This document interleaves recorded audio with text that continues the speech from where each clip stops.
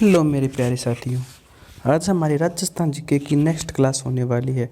जो आज का जो हमारा टॉपिक है ना, तो आज हम जो राजस्थान का जो अफवाह तंत्र है ना, उस पर चर्चा करने वाले हैं। आज हम राजस्थान का जो अफवाह तंत्र है ना, उस पर पूरी की पूरी जानकारी हासिल करने वाले हैं।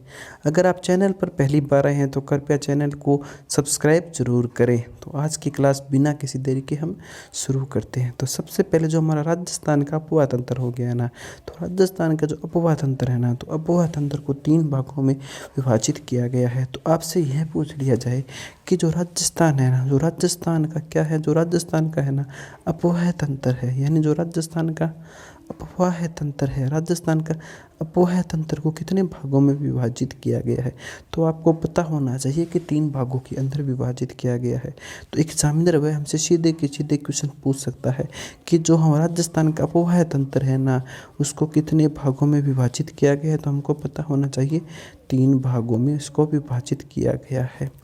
तो वे 3 भाग कौन कौन से है उसका भी हमको अच्छी तरह से पता होना चाहिए। जो राजस्थान का अफवाह तंत्र है ना, जो सबसे पहला है वह है अरब सागर का अफवाह तंत्र। यानी जो राजस्थान का सबसे पहला जो हमारा अफवाह तंत्र है ना, तो वह हमारा कौन सा हो जाएगा, वह हो जाएगा हमारा सबसे पहला अरब सागर का अफवाह तंत्र। तो अरब सागर का जो अफवाह तंत्र है ना, वह कुल कितना प्रतिशत है, यानी जो अरब सागर का अफवाह तंत्र है वह हमारा कुल 17% है। यानी जो अरब सागर का अफवाह तंत्र है ना, वह 17% है। इसके बाद अगर इसके अंदर हम बात करें तो इसके अंदर कौन कौन सी नदियाँ आती है।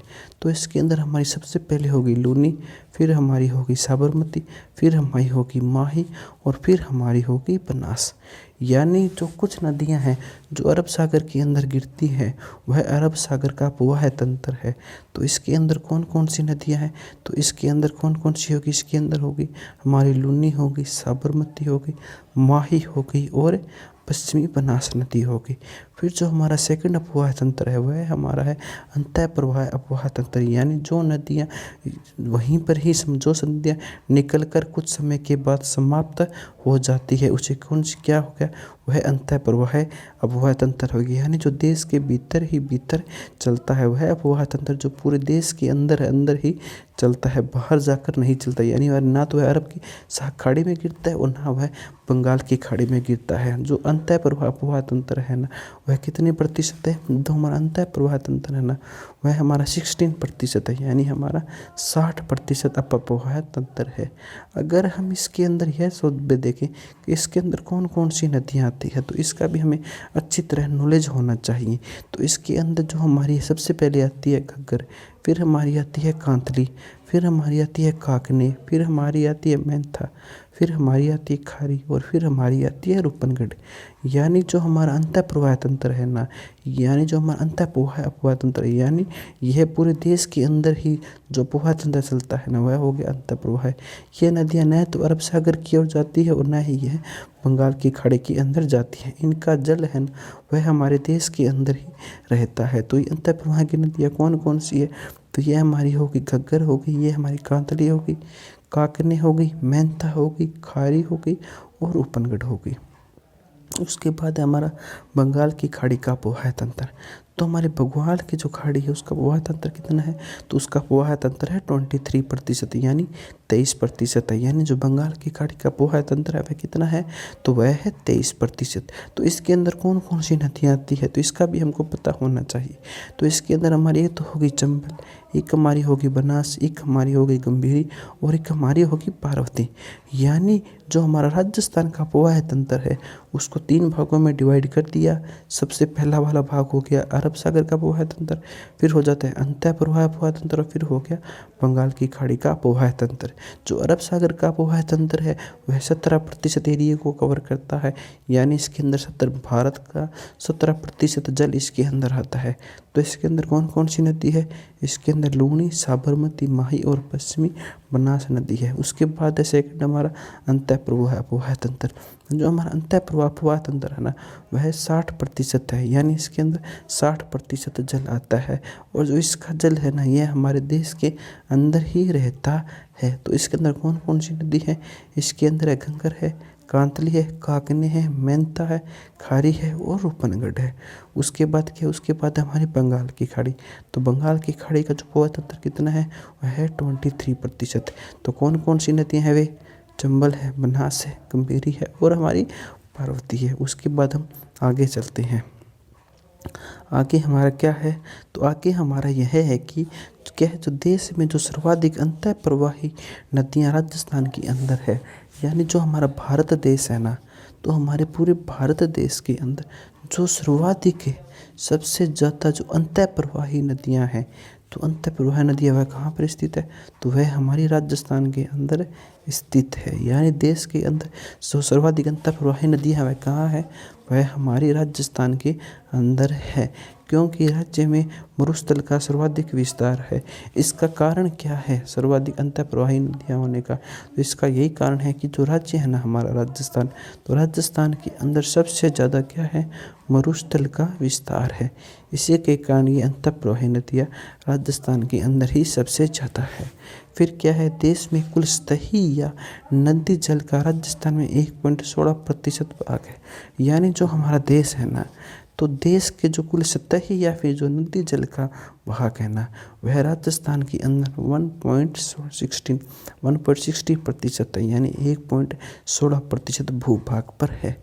फिर क्या है, फिर हमारा राजस्थान में कुल वाटर ब्लॉक कितने हैं, यानी राजस्थान के अंदर कुल वाटर ब्लॉक कितने हैं, तो यह हमारा हो जाएगा 249, यानी 249। यानी आपसे पूछ ले कि राजस्थान के अंदर कुल वाटर ब्लॉक कितने हैं, तो हमारा हो जाएगा 249, यानी 249 है। फिर आपसे पूछ लिया जाए डार्क जोन के ब्लॉक कितने हैं, यानी राजस्थान के अंदर जो डार्क जोन है उसके कितने ब्लॉक हैं, और उसके हो जाएंगे 209। तो राजस्थान के जो डार्क जोन ब्लॉक है वे कितने हो गए, 209। उसके बाद जो सेफ जोन है, यानी जो सुरक्षित जोन है, वह कितने हैं, वह 40। तो सुरक्षित जोन कितने हो गए, तो सुरक्षित जोन हो गए 40। अब जो हम देख लेते हैं कि जो राजस्थान के अंदर क्या हो गया, तो राजस्थान के अंदर सबसे ज़्यादा मरुस्थल का विस्तार है। इसी के कारण यहाँ सबसे ज़्यादा अंतः प्रवाह नदियाँ हैं। फिर क्या है, राजस्थान के अंदर कुल वाटर ब्लॉक कितने हैं, 249 है। डार्क जोन के ब्लॉक कितने हो गए, तो डार्क जोन के ब्लॉक हो गए 209, और जो सुरक्षित जोन हो गए वह हो गए 40। तो कुल कितने हो गए, तो कुल हमारे हो गए 249। डार्क जोन के ब्लॉक 209 और सुरक्षित जोन 40। यह आपको पता होना चाहिए कि डार्क जोन कितने हैं, तो डार्क जोन है हमारे 209 और सुरक्षित जोन कितने हैं, तो सुरक्षित जोन है 40। और टोटल कितने हैं, टोटल है 249। तो 209 + 40 बराबर हो गए हमारे 249। अब हम आगे की ओर चलते हैं। आगे है तो सबसे पहले आज हम घग्गर नदी को पढ़ने वाले हैं।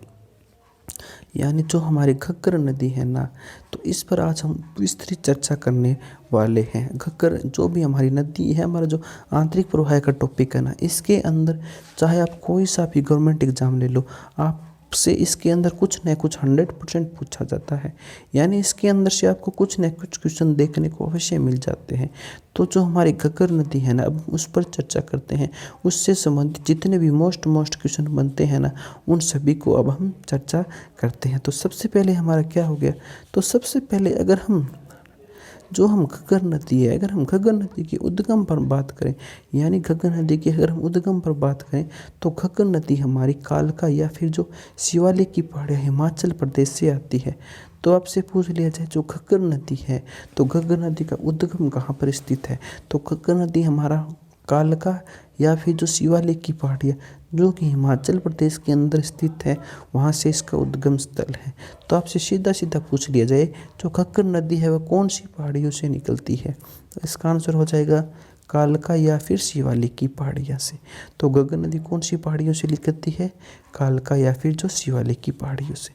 फिर आपसे पूछ लिए जो घग्गर नदी है वह किस राज्य से निकलती है, तो यह हो जाएगा हिमाचल प्रदेश से। तो घग्गर नदी कहाँ से निकलती है, घग्गर नदी निकलती है हिमाचल प्रदेश से। फिर क्या है, इसके किनारे वन वाली सभ्यता यानी हरियाणा का विकास हुआ है।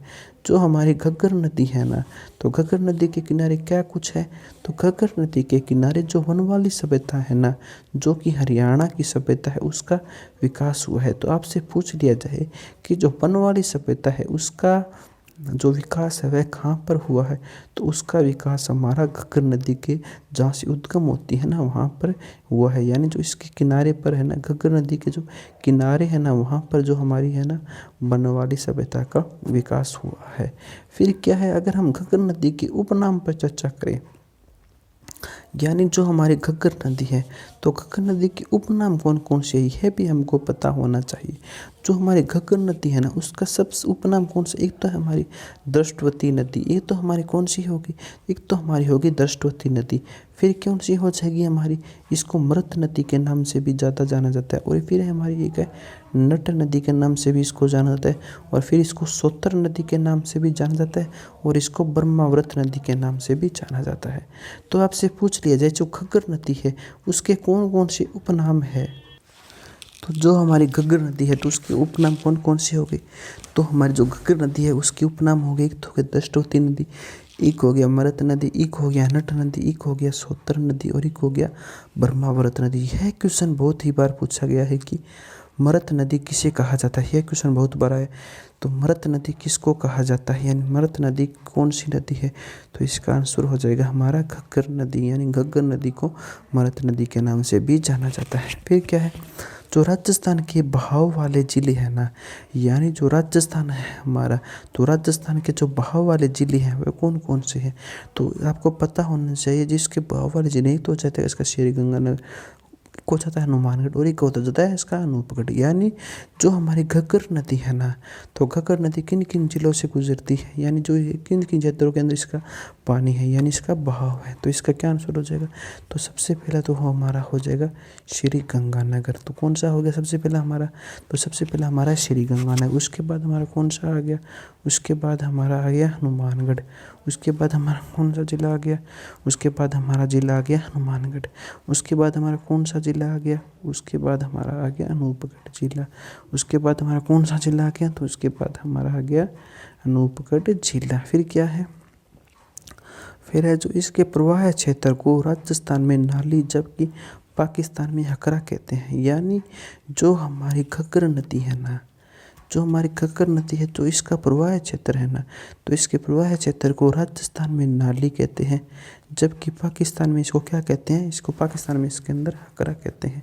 यानी जो हमारी यह नदी है ना, जो राजस्थान की जो नदी है घग्गर नदी, तो इसका जो प्रवाह क्षेत्र है ना, राजस्थान में इसको नाली कहा जाता है, और जबकि पाकिस्तान में इसको हकरा नाम से जाना जाता है। तो यह क्वेश्चन भी बहुत बार पूछा गया है कि जो घग्गर नदी है उसको पाकिस्तान में किस नाम से जाना जाता है, तो पाकिस्तान में इसको हकरा नाम से जाना जाता है, और जबकि राजस्थान में इसको किस नाम से जाना जाता है, और राजस्थान में इसको नाली नाम के नाम से जाना जाता है। फिर हम आगे चलते हैं, आगे क्या है, इसके किनारे कौन सी सभ्यता विकसित है, तो इसके किनारे कालीबंगा, रंग महल और पीलीबंगा सभ्यता स्थित है। तो आपसे यह पूछ लिया जाए जो घग्गर नदी है, तो घग्गर नदी के किनारे कौन सी सभ्यता विकसित है, तो आपको पता होना चाहिए जो घग्गर नदी है ना उसके किनारे पर एक तो कालीबंगा, एक हमारे रंग महल और एक हमारी पीलीबंगा सभ्यता स्थित है। तो उसके बाद हम आगे की ओर चलते हैं।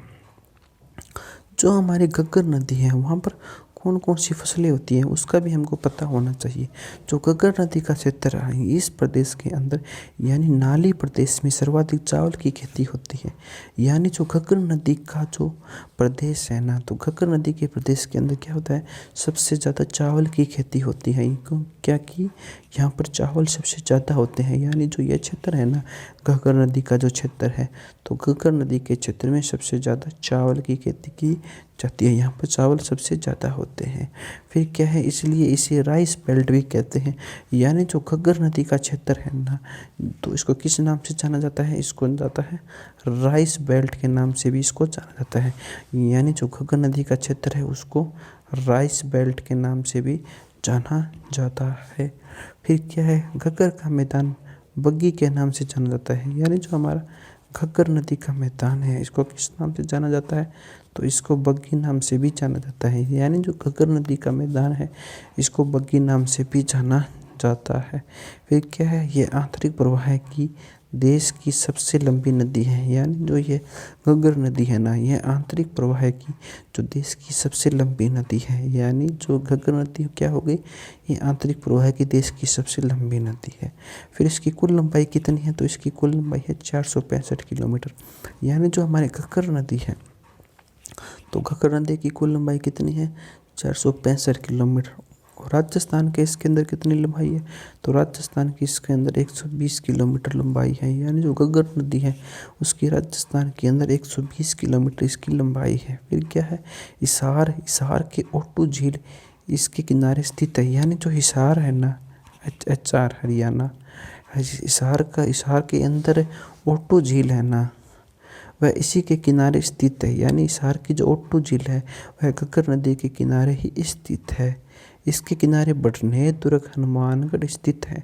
यानी जो घग्गर नदी है ना, तो घग्गर नदी के किनारे ही क्या है, बडनेर दुर्ग स्थित है। यानी घग्गर नदी के किनारे कौन सा दुर्ग स्थित है, तो घग्गर नदी के किनारे बडनेर दुर्ग स्थित है। बडनेर दुर्ग कहाँ है, तो बडनेर दुर्ग हनुमानगढ़ के अंदर है। बडनेर दुर्ग कहाँ पर है, तो बडनेर दुर्ग हनुमानगढ़ के अंदर है। अनूपगढ़ इसके किनारे स्थित है। यानी घग्गर नदी के किनारे कौन स्थित है, तो घग्गर नदी के किनारे अनूपगढ़ स्थित है। उसके बाद हम अपनी नेक्स्ट नदी की ओर चलते हैं। तो हमारी नेक्स्ट नदी कौन सी है, तो हमारी जो नेक्स्ट नदी है ना, वह हमारी है कांतली नदी। तो हम कांतली नदी पर अब चर्चा करते हैं। तो कांतली नदी क्या होगी, जो कांतली नदी है ना, इसको मौसमी नदी भी कहते हैं। तो ऐसी कौन सी नदी है जिसको मौसमी नदी के नाम से भी जाना जाता है, तो यह हो जाएगी कांतली नदी। इसका उद्गम कहाँ है, तो कांतली नदी का उद्गम है ना, वह खंडेला की पहाड़ियाँ सीकर के अंदर है। तो कांतली नदी का उद्गम कहाँ है, कांतली नदी का उद्गम हो गया खंडेला की पहाड़ियाँ सीकर के अंदर है। फिर क्या है, इस नदी के किनारे नीम का थाना में गणेश्वर सभ्यता तथा खेतड़ी नीम का थाना में सुनारी की सभ्यता विकसित की गई। अगर हम कांतली नदी की बात करें तो इसका उद्गम खंडेला की पहाड़ियाँ सीकर के अंदर हो गया, जबकि इस नदी के किनारे नीम का थाना में गणेश्वर सभ्यता तथा खेतड़ी नीम का थाना में सुनारी की सभ्यता विकसित हुई है। तो कांतली नदी का मेन पॉइंट क्या हो गया, यानी जो इस नदी के किनारे क्या हो गया, तो नीम का थाना में तो गणेश्वर सभ्यता तथा खेतड़ी नीम का थाना में सुनारी सभ्यता विकसित हुई है। अगर हम कांतली नदी की कुल लंबाई की बात करें तो इसकी कुल लंबाई 100 किलोमीटर है। तो कांतली नदी की कुल लंबाई कितनी है, 100 किलोमीटर ऑब्लिक 134, यानी कहीं पर इसे 134 भी पढ़ा जाता है। फिर क्या है, इसके प्रवाह क्षेत्र को सीकर व नीम का थाना में तोरावाटी कहते हैं। यानी जो हमारी कांतली नदी है, तो कांतली नदी के जो प्रवाह को सीकर व जो नीम का थाना है ना, वहाँ पर इसको तोरावाटी नाम से भी जाना जाता है। तो क्या हो गया, यानी जो इसके प्रवाह क्षेत्र को, यानी जो हमारी कांतली नदी है ना, तो इसके प्रवाह क्षेत्र को सीकर व फिर नीम का थाना के अंदर से तोरावाटी नाम से जाना जाता है। तो आपसे पूछ लीजिए कि तोरावाटी किससे कहा जाता है, तो तोरावाटी कांतली नदी के प्रवाह क्षेत्र को तोरावाटी कहा जाता है। फिर क्या है, तथा यह नदी चूरू की सीमा में विलुप्त हो जाती है। यानी जो कांतली नदी है ना, यह चूरू की सीमा के अंदर विलुप्त हो जाती है। यानी इसका जल यहाँ पर आकर समाप्त हो जाता है और यह जमीन के अंदर चला जाता है। यह राज्य की आंतरिक अपवाह तंत्र की पूर्णतः सबसे लंबी नदी है। यानी यह हमारे जो राज्य राजस्थान है ना, तो राजस्थान के जो आंतरिक प्रवाह तंत्र है ना, तो आंतरिक प्रवाह की तंत्र की जो पूर्णतः सबसे लंबी नदी है ना, वह हमारी यही नदी है, कांतली नदी। तो क्या हो गया, कांतली नदी यह राज्य की आंतरिक प्रवाह तंत्र की पूर्णतः सबसे लंबी नदी है। फिर क्या हो गया, यह नदी मुख्यतः सीकर, नीम का थाना तथा झुंझुनू में बहती है। यानी जो हमारी कांतली नदी है, तो कांतली नदी कहाँ कहाँ बहती है, तो कांतली नदी मुख्यतः हो गया सीकर हो गया, नीम का थाना में हो गया तथा झुंझुनू हो गया। यानी कांतली नदी मुख्यतः सीकर, नीम का थाना तथा झुंझुनू में बहती है। तो कांतली नदी का क्या कुछ हो गया, जो हमारी कांतली नदी है, तो कांतली नदी का उद्गम कहाँ है, खंडेला सीकर के अंदर है। फिर इस नदी के किनारे नीम का थाना में गणेश्वर सभ्यता तथा खेतड़ी नीम का थाना में सुनारी की सभ्यता विकसित है। इसकी कुल लंबाई 100 किलोमीटर और कहीं पर इसको 134 भी बताया गया है। फिर इस प्रवाह क्षेत्र को सीकर वह फिर नीम का थाना में तोरावाटी कहते हैं। यानी जो कांतली नदी का जो प्रवाह क्षेत्र है इसको तोरावाटी कहते हैं तथा यह नदी चूरू की सीमा में क्या हो जाती है, विलुप्त हो जाती है। फिर यह राजस्थान की आंतरिक अपवाह तंत्र की पूर्णतः सबसे लंबी नदी है। तो आपसे पूछ लिया जाए कि राज्य की आंतरिक प्रवाह तंत्र की पूर्णतः सबसे लंबी नदी कौन सी है, तो वह है कांतली। यह नदी मुख्यतः सीकर, नीम का थाना तथा झुंझुनू में बहती है। यानी जो कांतली नदी है ना, यह मुख्यतः हमारे सीकर, नीम का थाना तथा झुंझुनू के अंदर बहती है। उसके बाद हम अपनी नेक्स्ट नदी की ओर चलते हैं। जो हमारी कौन सी नदी है नेक्स्ट, जो हमारी नेक्स्ट नदी है वह हमारी है कांकनी या फिर कांकने या फिर मसूरदी नदी। यानी जो कांकनी नदी है इसको काकने के नाम से भी जाना जाता है, इसको मसूरदी के नाम से भी जाना जाता है। तो आपसे पूछ लिया जाए मसूरदी नदी कौन सी है, तो इसका आंसर हो जाएगा काकनी। तो काकनी नदी के कौन कौन से नाम है, ये तो काकनी हो गया, एक हो गया मसूरदी। अगर हम इसके उद्गम पर बात करें तो यह कुठारी गांव जैसलमेर में इसका उद्गम होता है। यानी जो कांकनी नदी है, तो कांकनी नदी का उद्गम कहाँ हो गया, कुठारी गांव जैसलमेर के अंदर हो गया। जो यह विलुप्त है, यह विलुप्त कहाँ होती है, तो यह विलुप्त होती है मिट्टा खाड़ी के अंदर। यानी जो कांकनी नदी है, तो कांकनी नदी कहाँ विलुप्त होती है, तो कांकनी नदी मिट्टा खाड़ी में विलुप्त होती है। फिर क्या है, बुझ झील का निर्माण करती है। यानी जो बुझ झील है, तो बुझ झील का निर्माण कौन करती है, तो बुझ झील का निर्माण कांकनी नदी करती है। तो आपको यह याद होना चाहिए कि बुझ झील का निर्माण कौन करती है, तो बुझ झील का निर्माण हमारी कांकनी नदी करती है। उसके बाद अगली है हमारी रूपनगढ़ नदी। यानी रूपनगढ़ नदी पर अब हम चर्चा कर लेते हैं। थोड़ा सा ऊपर की ओर चलते हैं। जो हमारी रूपनगढ़ नदी है ना, इसका उद्गम कहाँ है, तो इसका उद्गम है किशनगढ़ की पहाड़ियाँ अजमेर के अंदर। तो रूपनगढ़ नदी का उद्गम कहाँ हो गया, तो रूपनगढ़ नदी का उद्गम हो गया किशनगढ़ की पहाड़ियाँ अजमेर के अंदर। और यह विलीन कहाँ होती है, तो यह विलीन सांबर झील के अंदर होती है। यानी जो रूपनगढ़ नदी है ना, यह सांबर झील में जाकर विलीन हो जाती है। फिर क्या है, इस नदी के किनारे पर निम्बारक संप्रदाय सलीमाबाद, किशनगढ़ और अजमेर की प्रधान पीठ स्थित है। यानी जो रूपनगढ़ नदी है ना, इस नदी के किनारे पर निम्बारक संप्रदाय सलीमाबाद, किशनगढ़ और अजमेर की प्रधान पीठें क्या है, स्थित है। फिर क्या है, इसके प्रवाह क्षेत्र पर हम चर्चा करते हैं। तो यह अजमेर और जयपुर ग्रामीण में यह प्रवाह करती है। इसको प्रवाह क्षेत्र क्या हो गया, अजमेर हो गया और जयपुर ग्रामीण हो गया। फिर यह अंतः प्रवाह की सबसे छोटी नदी है। तो अंतः प्रवाह की सबसे छोटी नदी कौन सी है, रूपनगढ़ नदी है। यानी रूपनगढ़ नदी है ना, ये अंतः प्रवाह की सबसे छोटी नदी है। अगर हम इस नदी की कुल लंबाई पर बात करें तो इसकी कुल लंबाई है 17 किलोमीटर। यानी जो रूपनगढ़ नदी है तो इसकी कुल लंबाई कितनी है, तो रूपनगढ़ नदी की कुल लंबाई है 17 किलोमीटर है। आप एक बार और हम इन नदियों पर एक बार और चर्चा कर लेते हैं। अगर आप इन टॉपिक को अच्छी तरह से क्लियर करना चाहते हैं तो इसको एक बार और हम रिवीजन करते हैं ताकि हमें यह अच्छी तरह से याद हो जाए। वैसे तो आज का टॉपिक हमारा यहीं पर समाप्त हो जाता है। एक बार और फिर इसको हम रिवीजन कर लेते हैं और अच्छी तरह से इसको टॉपिक को हम समझ लेते हैं। सबसे पहले जो हमारा राजस्थान का पोहा तंत्र है ना, तो आपको यह पता होना चाहिए कि जो हमारा राजस्थान का पोहा तंत्र है इसको कितने भागों में बांटा गया है, तो यानी जो राजस्थान का अपोहा तंत्र है उसको कितने भागों में विभाजित किया गया है, तो राजस्थान के अपोहा तंत्र को 3 भागों में विभाजित किया गया है। तो ये 3 भाग कौन कौन से हैं, तो सबसे पहला हमारा है अरब सागर का अपोहा तंत्र, यानी अरब सागर के अंदर गिरने वाली नदियाँ। फिर हो जाए हमारा अंतः प्रवाह अपोहा तंत्र, यानी वह अपोहा तंत्र जो देश के अंदर ही रहता है, ना तो यह अरब सागर में गिरता है और ना ही है बंगाल की खाड़ी में गिरता है। उसके बाद है हमारा बंगाल खाड़ी अपोहा तंत्र, यानी जो हमारा थर्ड अब है हमारा है बंगाल खाड़ी अपोहा तंत्र, यानी इसका जल है वह बंगाल की खाड़ी के अंदर जाकर गिरता है। तो अब इन सभी पर हम चर्चा कर लेते हैं। तो सबसे पहला जो हमारा हो गया अरब सागर का अपोहा तंत्र हो गया ना, तो उसके अंदर कौन कौन सी नदियाँ है, तो अरब सागर का जो अपोहा तंत्र है ना उसके अंदर हमारी है, एक तो हमारी है लूणी नदी है, और एक हमारी है साबरमती नदी है, एक हमारी माही नदी है और एक हमारी पश्चिमी बनास नदी है। तो हमारी अरब सागर का जो अपोहा तंत्र है उसके अंदर कौन कौन सी नदी होगी, तो अरब सागर का जो अपोहा तंत्र है उसके अंदर लूणी, साबरमती, माही और पश्चिमी बनास नदी होगी। फिर अगला है हमारा अंतः प्रवाह है अपवाह तंत्र। जो हमारा अंतःप्रवाह अपवाह तंत्र है उसके अंदर कौन कौन सी नदी आती है, तो अंतःप्रवाह अपवाह तंत्र के अंदर हमारी घग्गर आ गई, कांतली आ गई, काकनी आ गई, मेंता आ गई, खारी आ गई और रूपनगढ़ आ गई। तो इसके अंदर हमारी कौन कौन सी नदियाँ आ गई, घग्गर, कांतली, कांकनिया, मेंथा, खारी और रूपनगढ़। उसके बाद है अगला है हमारा बंगाल की खाड़ी का अपवाह तंत्र, यानी जो हमारी बंगाल की खाड़ी अपवाह तंत्र है उसके अंदर क्या कुछ है, तो उसके अंदर हमारी चंबल नदी है, बनास नदी है, गंभीरी नदी है और पार्वती नदी है।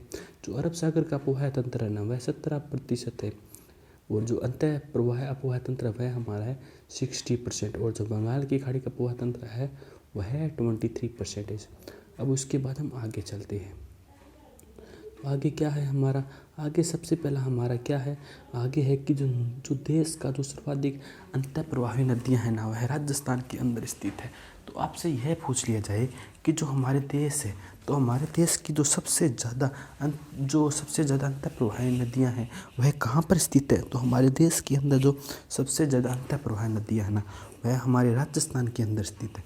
क्योंकि इसका पीछे क्या कारण है, क्योंकि राज्य में मरुस्थल का विस्तार है, क्योंकि जो हमारा राज्य राजस्थान है ना उसके अंदर सर्वाधिक मरुस्थल है, तो इसी कारण यहाँ सबसे ज़्यादा अंतः प्रवाही नदियाँ पाई जाती हैं। फिर क्या है, फिर है कि देश की जो कुल सतही या फिर नदी है ना, नदी जल है जो राजस्थान का कितना प्रतिशत भाग है, वह है 1.16% भाग।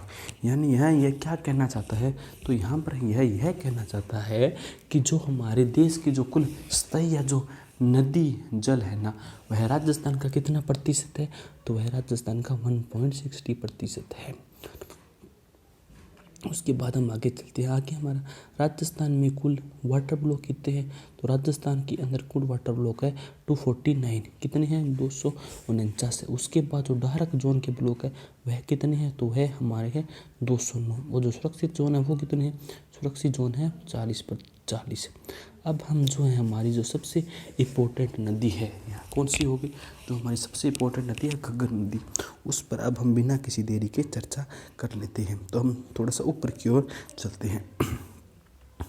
तो जो हमारी घग्गर नदी है, तो अगर हम घग्गर नदी की उद्गम पर बात करें कि इस नदी का जो उद्गम है वह कहाँ पर हुआ है, तो घग्गर नदी का उद्गम कालका या फिर शिवालिक की पहाड़ियाँ हिमाचल प्रदेश के अंदर है। तो आपसे यह पूछ लिया जाए कि जो घग्गर नदी है, तो घग्गर नदी का उद्गम कहाँ हुआ है, तो यह आपको सबसे पहले पता होना चाहिए कि जो घग्गर नदी है ना उसका उद्गम है कालका शिवालिक की पहाड़ियाँ हिमाचल प्रदेश के अंदर हुआ है। फिर क्या है, इसके किनारे बनवासी सभ्यता यानी हरियाणा का विकास हुआ है। तो आपसे पूछ लिया जाए जो घग्गर नदी है ना, तो घग्गर नदी के किनारे कौन सी सभ्यता का विकसित हुआ है, तो हमारा तो आंसर आना चाहिए वनवाली सभ्यता का। या फिर आपसे यह पूछ लिया जाए कि जो घग्गर नदी है उसका उद्गम स्थान कहाँ है, यानी है जो घग्गर नदी है कहाँ से निकलती है, तो यह कालका और शिवालिक की पहाड़ियाँ हिमालय प्रदेश से निकलती है। यानी जो घग्गर नदी है तो घग्गर यानी जो कहाँ हो गई, तो यह नदियाँ हमारी कालका और जो शिवालिक की पहाड़ी है ना यह हिमालय प्रदेश से निकलती है। फिर क्या है, इसके किनारे क्या है, इसके किनारे वनवाली सभ्यता है। इसके किनारे क्या है, तो इसके किनारे वनवाली सभ्यता है, यानी यहाँ पर हरियाणा सभ्यता का विकास हुआ है। उसके बाद हम आगे चलते हैं। आगे क्या है, आगे हमारा यह है कि जो हमारी घग्गर नदी है ना, तो घग्गर नदी के और भी उपनाम है। यानी आपसे यह पूछ लिया जाए कि घग्गर नदी के कौन कौन से उपनाम हैं, तो हमको पता होना चाहिए जो हमारी घग्गर नदी है ना इसको एक तो दृष्टवती नदी के नाम से जाना जाता है, इसको मृत नदी के नाम से भी जाना जाता है, इसको नट नदी के नाम से भी जाना जाता है, इसको सोजत नदी के नाम से भी जाना जाता है, और इसको ब्रह्मावर्त नदी के नाम से भी जाना जाता है। यानी जो हमारी घग्गर नदी है, जो हमारी घग्गर नदी है, जो हमारी घग्गर नदी है तो उसको किस किस नाम से जाना जाता है, जो हमारी घग्गर नदी है ना उसको एक तो हमारी दृष्टवती नदी के नाम से जाना जाता है, एक इसको मृत नदी के नाम से भी जाना जाता है, इसको नट नदी के नाम से भी जाना जाता है, इसको सोतर नदी के नाम से भी जाना जाता है, और इसको ब्रह्मावर्त नदी के नाम से भी जाना जाता है। यानी ये जो नाम है ना ये घग्गर नदी की उपनाम है। इसके अंदर जो सबसे ज़्यादा क्वेश्चन उठता है ना, तो वह यह उठता है कि मृत नदी किस नदी को कहा जाता है, यानी मृत नदी किस नदी का नाम। ये क्वेश्चन बहुत बार गवर्नमेंट एग्जामों के अंदर आया है। तो इसका सही आंसर क्या होगा, तो इसका सही आंसर हो जाएगा घग्गर नदी का, यानी जो मृत नदी है वह इसे घग्गर नदी कहते हैं। फिर क्या है, फिर हम हमारे आगे की ओर चलते हैं। आगे हमारा क्या है, जो राजस्थान के अंदर है ना जो घग्गर नदी का, तो राजस्थान के अंदर जो घग्गर नदी है ना, तो घग्गर नदी के बहाव वाले कौन कौन से ज़िले हैं। तो आपको यह भी पता होना चाहिए कि जो हमारा राजस्थान है ना, तो राजस्थान के अंदर घग्गर नदी बहती है। तो जो घग्गर नदी बहती है, तो जो उस घग्गर नदी बहने के जो उसके जो बहाव के ज़िले हैं वह कौन कौन से है। तो आपको सबसे पहले यह पता होना भी चाहिए कि घग्गर नदी के बहाव के क्षेत्र कौन कौन से हैं। तो घग्गर नदी का हमारे बहाव के क्षेत्र कौन कौन से हो गए, एक तो हमारा हो जाता है श्री गंगानगर, और एक हमारा हो जाता है हनुमानगढ़, और एक हमारा हो जाता है हनुमानगढ़। यानी जो इसका बहाव क्षेत्र है ना वह श्री गंगानगर हो गया, हनुमानगढ़ हो गया और अनूपगढ़ हो गया। यानी जो राजस्थान के बहाव वाले ज़िले यही हैं। फिर क्या है, फिर क्या है, इसके प्रवाह क्षेत्र को राजस्थान में नाली जबकि पाकिस्तान में हकरा कहते हैं। यानी जो राजस्थान के अंदर क्या है, जो घग्गर नदी का क्या सिस्टम है, तो राजस्थान के अंदर जो ये घग्गर नदी है ना, इसको राजस्थान के तो अंदर इसके अंदर नाली नाम से जानते हैं। जबकि जब यह नदी पाकिस्तान के एंटर करती है ना तो इसके हकरा नाम से जाना जाता है। जब इसके अंदर बाढ़ आ जाते हैं ना तो यह पानी पाकिस्तान के फोर्ट अब्बास तक चला जाता है। फोर्ट अब्बास, यानी आपसे यह पूछ लिया जाए कि जब घग्गर नदी में बाढ़ आती है तो इसका पानी कहाँ तक चला जाता है, तो इसका पानी पाकिस्तान के अंदर फोर्ट अब्बास तक चला जाता है। यानी इसका पानी है वो पाकिस्तान के अंदर फोर्ट अब्बास तक चला जाता है। और जहाँ इसे किस नाम से जाना जाता है, जहाँ इसे हकरा नाम से जाना जाता है। आप ये क्वेश्चन नोट कर लीजिए कि जब घग्गर नदी जब अपने उफान पर होती है, तीव्र उफान पर, जब इसके अंदर बाढ़ आ जाती है तब इसका जो पानी है ना वो पाकिस्तान में कहाँ तक चला जाता है, तब इसका पानी पाकिस्तान के अंदर फोर्ट अब्बास तक चला जाता है। फिर हम आगे चलते हैं। आगे क्या है, इसके किनारे सभ्यताएं भी बसी हुई है। तो इसके किनारे कौन कौन सी सभ्यताएं बसी हुई है, तो इसका भी हमको पता होना चाहिए कि जो घग्गर नदी है ना उसके किनारे पे तो कालीबंगा सभ्यता, एक रंगमहल सभ्यता और एक पीलीबंगा सभ्यता बसी हुई है। तो जो हमारी घग्गर नदी हो गई, तो घग्गर नदी के किनारे कौन कौन सी सभ्यता बसी हुई है, कालीबंगा हो गई, रंगमहल हो गई और पीलीबंगा सभ्यता हो गई। उसके बाद क्या है, फसल नाली प्रदेश में सर्वाधिक चावल की खेती की जाती है। यानी जो हमारी यानी कि जो हमारी घग्गर नदी है ना, तो घग्गर नदी के क्षेत्र में सबसे ज़्यादा किस फसल की खेती की जाती है, तो सबसे ज़्यादा फसल चावल की जाती है। तो यानी यहाँ पर सबसे ज़्यादा चावल होते हैं। तो राजस्थान के अंदर सबसे ज़्यादा चावल कहाँ होते हैं, घग्गर बेल्ट के अंदर होते हैं, जिसको किस नाम से जाना जाता है, जिसको राइस बेल्ट के नाम से जाना जाता है। तो आपसे यह पूछ लिया जाए कि जो नाली प्रदेश है उसके अंदर सबसे ज़्यादा किसकी खेती होती है, तो इसके अंदर सबसे ज़्यादा चावल की खेती होती है। या फिर आपको यह पूछ लिए कि राइस बेल्ट किसे कहा जाता है, तो यह भी आपका इंपॉर्टेंट क्वेश्चन बन रहा है कि राइस बेल्ट किसे कहते हैं। तो राइस बेल्ट क्या हो गया, यानी राइस बेल्ट हो गया कि जो नाली प्रदेश में जो सर्वाधिक चावल की खेती की जाती है ना, उसे ही राइस बेल्ट के नाम से जाना जाता है। उसके बाद हम थोड़ा सा आगे की ओर चलते हैं। आगे क्या है, आगे है हमारा जो घग्गर का मैदान है ना, यानी जो घग्गर का मैदान है इसे बग्गी नाम से जाना जाता है। तो आपसे यह पूछ ले कि बग्गी किसे कहते हैं, बग्गी क्या है, तो बग्गी क्या हो गया, जो घग्गर का मैदान है ना, तो घग्गर के मैदान को बग्गी नाम से जाना जाता है। यह बहुत ही इंपॉर्टेंट क्वेश्चन है। फिर क्या है, यह आंतरिक प्रवाह की देश की सबसे लंबी नदी है। यानी आंतरिक प्रवाह की देश की सबसे लंबी नदी कौन सी है, घग्गर नदी है। अगर हम इसे नदी की कुल लंबाई की बात की जाए तो इसकी कुल लंबाई 465 किलोमीटर है। यानी जो घग्गर नदी है इसकी कुल लंबाई कितनी है, तो घग्गर नदी की कुल लंबाई है 465 किलोमीटर। अगर हम यह बात करें कि यह जो नदी है ना घग्गर, तो यह राजस्थान के अंदर कितने किलोमीटर तक है, तो यह राजस्थान के अंदर हमारी 120 किलोमीटर है। यानी जो घग्गर नदी है ना वह राजस्थान के अंदर 120 किलोमीटर तक बहती है। फिर क्या हो गया, यह जो हिसार है ना, हिसार HR यानी हरियाणा के ओट्टू झील इसके किनारे स्थित है। यानी जो हिसार है ना, हिसार में ओट्टू झील है ना वह इसके किनारे स्थित है। यानी किसके किनारे स्थित है, घग्गर नदी के किनारे स्थित है। फिर क्या है, इसके किनारे बटनेर दुर्ग हनुमानगढ़ स्थित है। यानी जो यह नदी है ना, इसके किनारे क्या है, इसके किनारे जो हमारा बटनेर दुर्ग है ना हनुमानगढ़ वह स्थित है। फिर क्या है, अनूपगढ़ इसके किनारे स्थित है। यानी जो हमारा अनूपगढ़ जिला है ना, जो नया बना है वही इसके किनारे पर स्थित है। तो एक बार और हम जो हमारी घग्गर नदी है उससे जो मोस्ट इम्पोर्टेंट क्वेश्चन बनते हैं उन पर हम चर्चा कर लेते हैं, क्योंकि परीक्षा की दृष्टि से घग्गर नदी बहुत ज़्यादा इम्पोर्टेंट है। घग्गर नदी से आपको कुछ न कुछ सवाल देखने को 100% देखने को मिलने वाला है। तो सबसे पहला क्या हो गया, तो सबसे पहले तो हमारा यही हो गया कि जो घग्गर नदी है इसका उद्गम कहाँ से है।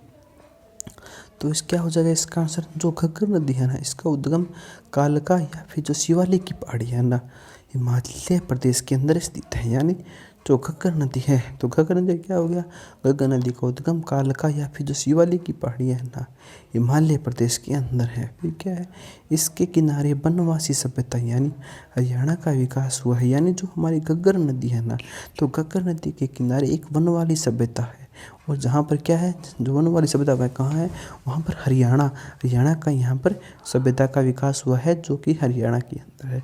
तो आपसे यह पूछ लिया जाए कि जो वन वाली सभ्यता है वह कहाँ पर है, तो वन वाली सभ्यता हरियाणा के अंदर स्थित है। फिर है जो हमारी घग्गर नदी है ना, तो घग्गर नदी के उपनाम कौन कौन से, इससे तो बहुत ज़्यादा क्वेश्चन बनते हैं। तो इसके उपनाम हमारे कौन कौन से हो गए, सबसे पहला इसका नाम उपनाम हो गया दृष्टदती नदी हो गया। सबसे पहला इसका नाम हो गया दृष्टदती नदी हो गया। फिर इसका नाम हो गया मृत नदी, इसे मृत नदी के नाम से भी जाना जाता है। फिर इसका नाम हो जाएगा नट नदी, यानी इसको नट नदी के नाम से भी जाना जाता है। फिर इसका नाम हो जाएगा सोत्तर नदी, से सोत्तर नदी के नाम से भी जाना जाता है।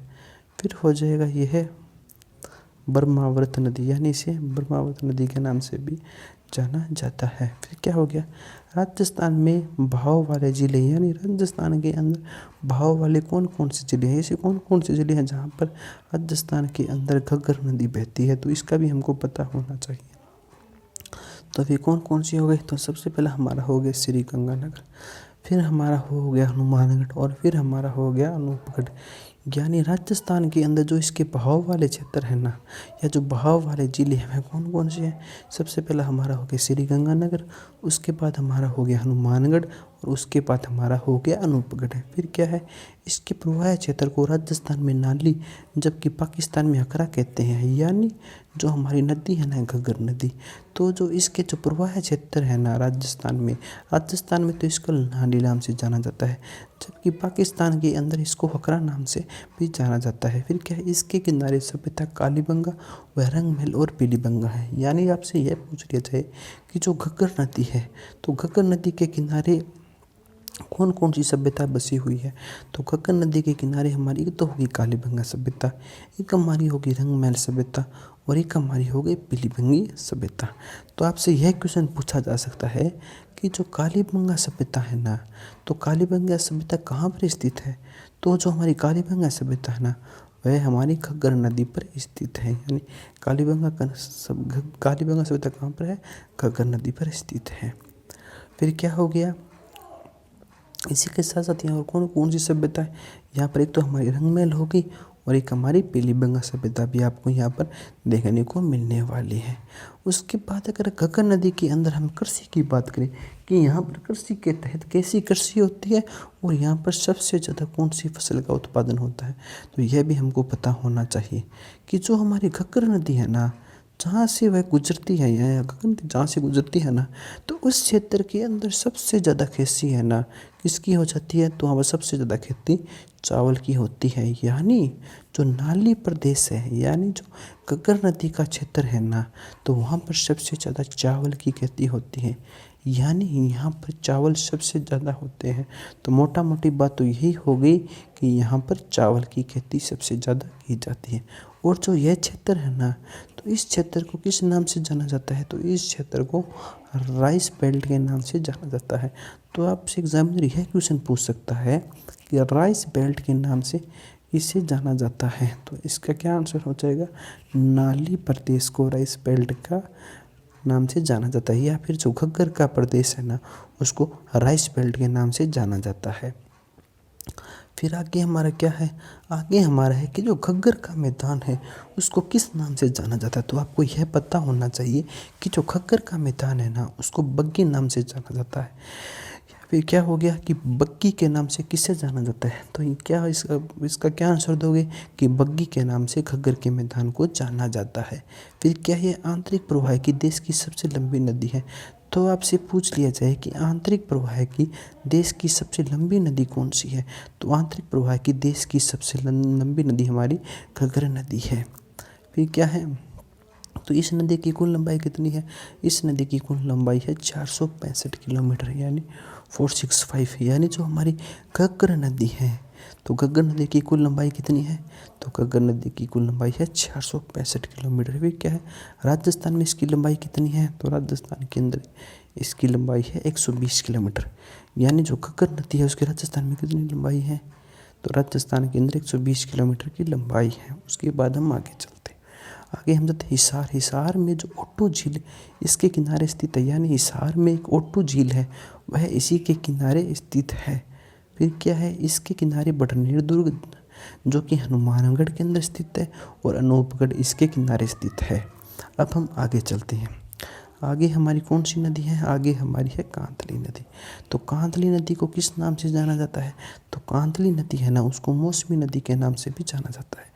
तो आपसे यह पूछ लिया जाए कि मौसमी नदी के नाम से किसे जाना जाता है, तो मौसमी नदी के नाम से हमारी कांतली नदी को जाना जाता है। अगर हम इसकी उद्गम पर बात करें, यानी इसका उद्गम क्या है, तो यह खंडेला की पहाड़ियाँ सीकर के अंदर है। यानी कि जो कांतली नदी है जो कांतली नदी है, तो वह कांतली नदी कहाँ है, तो कांतली नदी खंडेलवाला सीकर के अंदर स्थित है। फिर क्या है, इस नदी के किनारे नीम का थाना में गणेश्वर सभ्यता तथा खेतड़ी नीम का थाना में सुनारी सभ्यता विकसित है। यानी जो कांतली नदी है ना, तो इस नदी के किनारे क्या होगा, जो नीम का थाना में तो गणेश्वर सभ्यता तथा खेतड़ी नीम के थाना में सुनारी सभ्यता यहाँ पर विकसित हुई है। अगर हम इसकी कुल लंबाई पर बात करें, तो इसकी कुल लंबाई हमारी है 100 किलोमीटर, या इसके यहाँ पर कहीं कहीं पर है 164 किलोमीटर भी मानी जाती है। फिर क्या हो गया, इसके प्रवाह क्षेत्र को सीकर व नीम का थाना में तोरावटी कहते हैं। यानी जो कांतली नदी है, जो कांतली नदी का जो प्रवाह क्षेत्र है, उस प्रवाह क्षेत्र को सीकर व नीम का थाना में तोरावटी नाम से जाना जाता है। या फिर आपसे यह पूछ लिया जाए कि तोरावटी किसे कहते हैं, तो कांतली नदी का जो सीकर व नीम का थाना में जो प्रवाह क्षेत्र है ना उसको तोरावटी कहते हैं। तथा यह नदी चूरू की सीमा पर विलुप्त हो जाती है।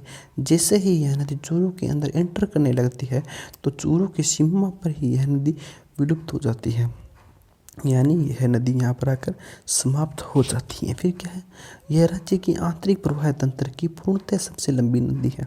यानी यह जो नदी है ना कांतली नदी, तो यह राज्य की आंतरिक प्रवाह की तंत्र की पूर्णतः सबसे लंबी नदी है। तो आपसे यह पूछ लिया जाए कि राजस्थान की आंतरिक प्रवाह की पूर्णतः सबसे लंबी नदी कौन सी है, तो इसका आंसर आना चाहिए कि कांतली नदी, कांतली नदी है। कांतली नदी का दूसरा कौन सा नाम है, तो कांतली नदी का दूसरा नाम है मौसमी नदी। यानी कांतली नदी का दूसरा कौन सा नाम हो गया, तो कांतली नदी का दूसरा नाम हो गया, क्या नाम हो गया, मौसमी नदी इसका दूसरा नाम हो गया। उसके बाद क्या है, तो यह राज्य का आंतरिक प्रवाह सबसे लंबी है। फिर यह नदी मुख्यतः कहाँ कहाँ से, यह नदी मुख्यतः एक तो हमारा हो गया सीकर, और एक हमारा हो गया नीम का थाना हो गया, और एक हमारा हो गया झुंझुनू।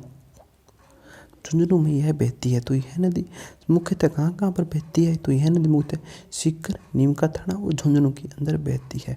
तो जो हमारी कांतली नदी है उसको अन्य किस नाम से जाना जाता है, तो कांतली नदी को अन्य मौसमी नाम से भी जाना जाता है। अगर इसी उद्गम पर बात करें तो इसका उद्गम क्या है, तो यह खंडेला सीकर के अंदर इसका उद्गम स्थल है। तो जो हमारी कांतली नदी है उसका उद्गम स्थल कौन सा है, तो कांतली नदी का जो उद्गम स्थल है ना वह खंडेला सीकर के अंदर है। इस नदी के किनारे नीम का थाना में गणेश्वर सभ्यता तथा खेतरी नीम का थाना में सुनारी की सभ्यता विकसित हुई है। यहाँ जो कांतली नदी है ना, तो इस नदी के किनारे जो नीम का थाना में तो गणेश्वर सभ्यता और खेतरी नीम का थाना में सुनारी सभ्यता विकसित हुई है। अगर इसकी कुल लंबाई की बात की जाए तो इसकी कुल लंबाई है 100 किलोमीटर। अगर इसके प्रवाह क्षेत्र को सीकर व नीम का थाना में तोरावटी कहते हैं। यानी कि जो कांतली नदी है ना, तो कांतली नदी के जो प्रवाह क्षेत्र को सीकर व नीम का थाना में से तोरावटी के नाम से जाना जाता है तथा यह नदी चूरू की सीमा पर ही विलुप्त हो जाती है। जैसे ही यह नदी चूरू के अंदर एंटर करती है तो वहीं जो चूरू की सीमा है ना, वहीं पर यह नदी विलुप्त हो जाती है तथा यह राज्य की आंतरिक प्रवाह तंत्र की सबसे लंबी नदी है। यानी यह राजस्थान की सबसे आंतरिक प्रवाह की सबसे लंबी पूर्णतः बहने वाली नदी है। फिर क्या है, यह नदी मुख्यतः सीकर, नीमका थाना तथा झुंझुनू में बहती है। तो आपसे पूछ लिया जाए कांतली नदी है सबसे ज़्यादा कहाँ बहती है, तो कांतली नदी सबसे ज़्यादा सीकर, नीमका थाना तथा झुंझुनू में बहती है। उसके बाद हमारी अगली नदी है काकनी या मसूरदी नदी। ये आपसे पूछ लिया जाए कि जो काकनी नदी है उसके अन्य और कौन कौन से नाम है, तो इसके अंदर काकनी नाम होंगे और मसूरदी नदी इसके अन्य नाम होंगे। अगर हम इसके उद्गम स्थल की बात करें, यानी जो यह नदी है ना काकनी या मसूरदी, तो इसका उद्गम स्थल कौन कौन सा है, तो इसका उद्गम स्थल हो जाएगा कोठारी गाँव जैसलमेर। तो इसका उद्गम क्या हो गया, कोठारी गाँव जैसलमेर। विलुप्त कहाँ होती है, मिट्टा खाड़ी के अंदर। विलुप्त कहाँ होगी, तो विलुप्त होगी मिट्टा खाड़ी के अंदर। बुझ झील का निर्माण करती है, यानी जो काकनी और मसूरदी नदी है ना, ये बुझ झील का निर्माण करती है। उसके बाद क्या है, रूपनगढ़ नदी। जो रूपनगढ़ नदी है ना, इसका उद्गम क्या है, इसका उद्गम हो जाएगा किशनगढ़ की पहाड़ियाँ अजमेर के अंदर। यानी जो रूपनगढ़ नदी है ना, इसका उद्गम है किशनगढ़ की पहाड़ियाँ अजमेर के अंदर। और यह विलीन कहाँ हो जाती है, तो यह विलीन सांबर झील के अंदर रूपनगढ़ नदी विलीन हो जाती है। फिर क्या है, इस नदी के किनारे पर निम्बारक संप्रदाय सलेमाबाद, किशनगढ़, अजमेर की प्रधान पीठ स्थित है। यानी इस नदी के किनारे पर निम्बारक समुदाय है ना, जिसकी इस्लामाबाद, किशनगढ़ और अजमेर की प्रधान पीठ स्थित है।